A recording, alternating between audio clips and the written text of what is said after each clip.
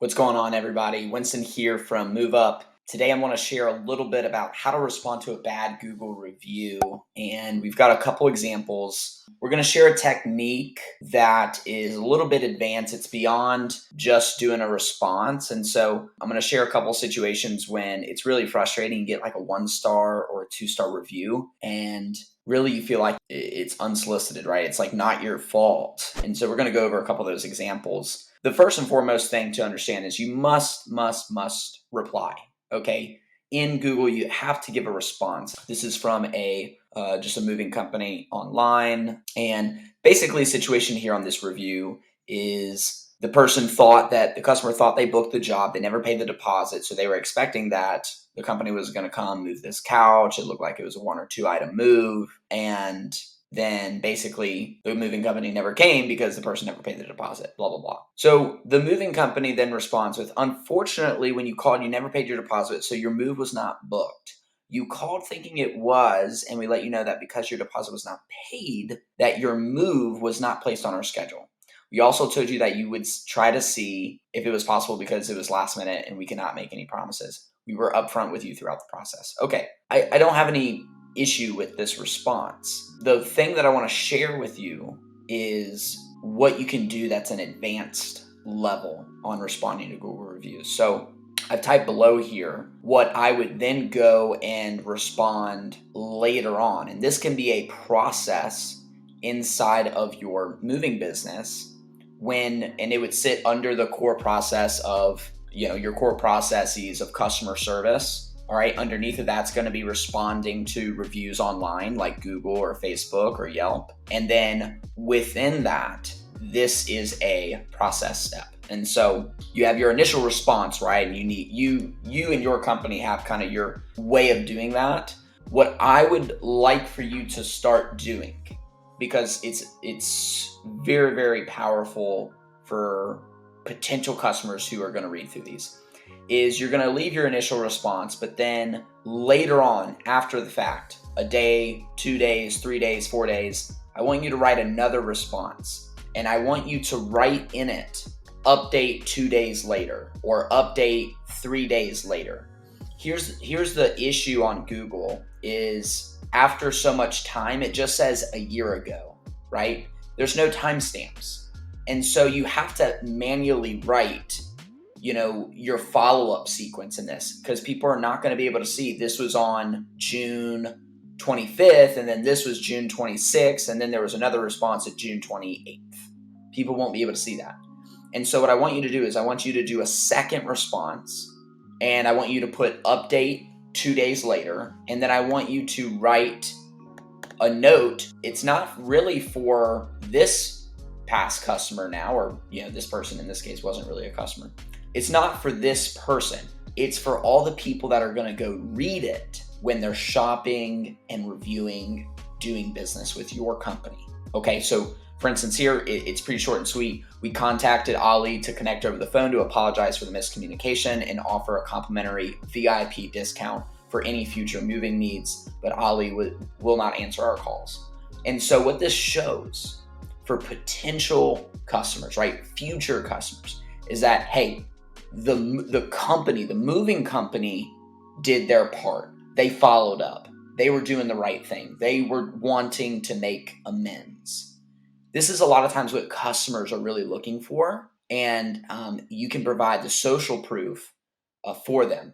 There's a filter on Google reviews where you guys probably know this. When you hit look at more reviews, there's a few buttons, and you can sort it by relevance. You can sort it by also the highest rating, and you can sort it by the lowest rating. A lot of consumers have just been kind of taught socially to not only read the good reviews, but go read the bad reviews, right? That's what people teach. That's what you hear. Go read the bad reviews, right? Well, the bad reviews are where this matters. You want to saturate the response here with as much follow-up and as much good stuff as you can. So another thing that I would do within this same response, so this is like update 2 days later, line break, and then tip for future customers, okay? This is directly speaking to the prospective customer who's reading this 1 month later, 6 months later, 1 year later, 5 years later, right? When you schedule your move, make sure your deposit is paid at the time of scheduling so you secure your spot on our highly competitive calendar. We book 2 to 3 weeks out between May through August, right? Something to those lines, but a tip for future customers, right? We're here to add a service that's going to alleviate stress. And so we want to try to position ourselves as well as we can.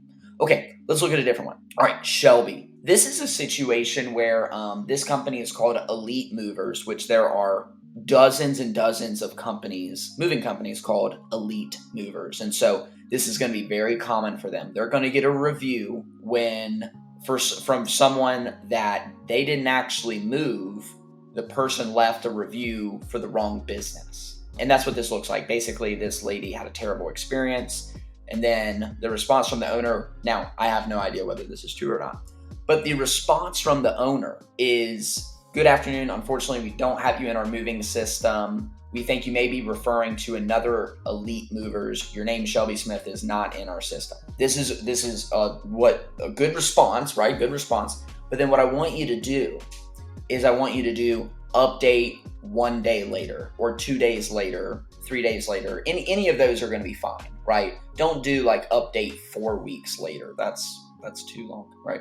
We still have not found a contact for Shelby Smith or any other family member in our system. Shelby has never reached out to us to have a conversation. If she did so, she would realize very quickly we have never spoken before, right? So you're showcasing your follow-up and that your due diligence into the situation, right?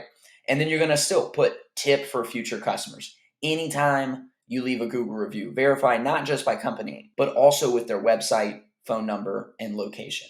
We appreciate all our 5-star rating reviews, right?